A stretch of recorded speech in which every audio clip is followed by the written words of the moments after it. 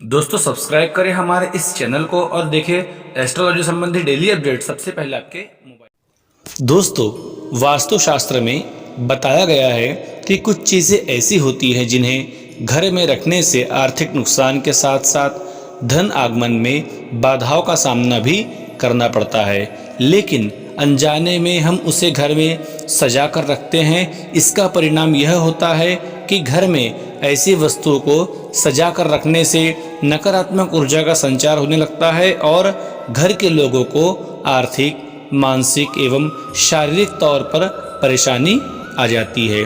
तो दोस्तों आज हम इस वीडियो में जानेंगे उन 5 चीज़ों के बारे में, 5 वस्तुओं के बारे में जिनसे कि आपको परेशानी हो सकती है। तो दोस्तों बिना देरी के शुरू करते हैं आज के इस वीडियो को। दोस्तों इस सूची में जो पहला नंबर आता है वह आता है कांच की वस्तुओं का। दोस्तों वास्तु विज्ञान में यह बताया गया है कि कांच की चीज़ों का टूटना जितना नुकसानदायक नहीं होता, उससे कहीं ज़्यादा हानिकारक टूटी हुई कांच की वस्तुओं को घर में रखना होता है। बहुत से लोग दोस्तों दरवाजे खिड़कियों में लगे कांच के टूट जाने पर भी उसे बदलवाते नहीं और टूटे हुए कांच को लगे रहने देते हैं। ऐसे में टूटे हुए कांच से वास्तु दोष उत्पन्न होता है जो कि आर्थिक नुकसान का कारण बन जाता है।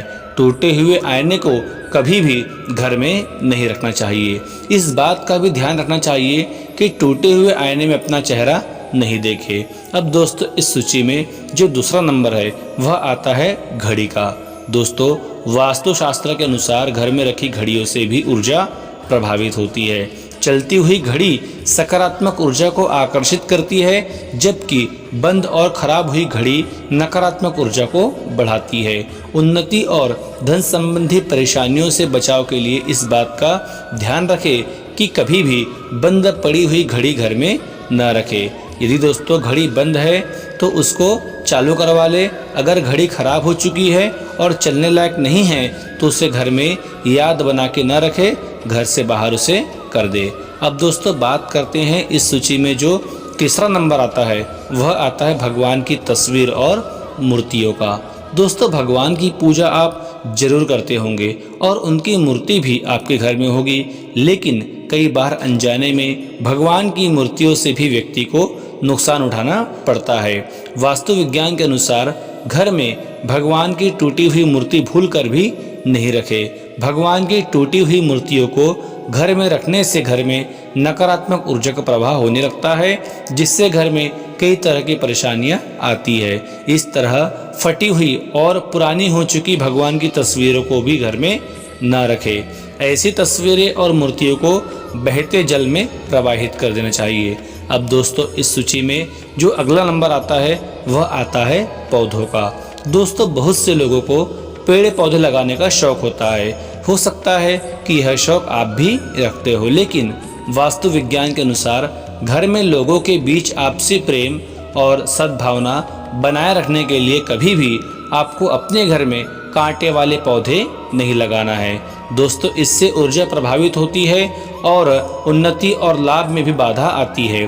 दोस्तों इस बात का भी ध्यान रखें कि जिन पौधों के पत्ते सूख या गल चुके हो उनके गले और सूखे पत्ते को तोड़कर घर के बाहर फेंक दे। शयन कक्ष के अंदर कभी भी आपको पौधा नहीं रखना है।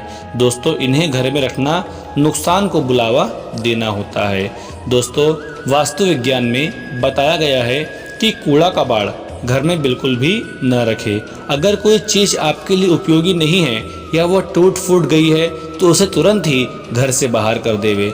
खराब और बेकार की चीज़ों को घर में रखने से नकारात्मक ऊर्जा का प्रभाव बढ़ जाता है और इससे हमारे स्वास्थ्य और धन संबंधी परेशानियों का सामना करना पड़ता है। दोस्तों खराब विद्युत उपकरण जैसे टीवी, कंप्यूटर, फ्रिज, दूसरे जो भी सामान हो उसे खराब होने पर तुरंत जल्दी ठीक करवा ले।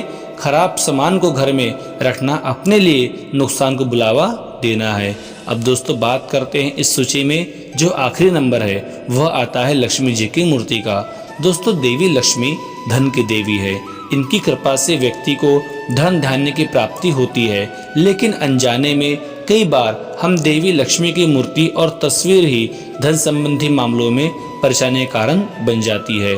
दोस्तों वास्तु विज्ञान के अनुसार कभी भी किसी एक देवी देवता की मूर्ति आमने सामने नहीं रखना चाहिए। यानी आपके घर में यदि 2 लक्ष्मी माता की मूर्ति या तस्वीर है तो दोनों को एक दूसरे के आमने सामने नहीं रखे।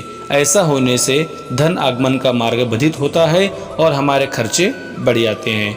देवी लक्ष्मी ही नहीं, इस बात का ख्याल रखें कि घर के जितने भी देवी देवता हैं उनकी सिर्फ आपके घर में एक ही फोटो है।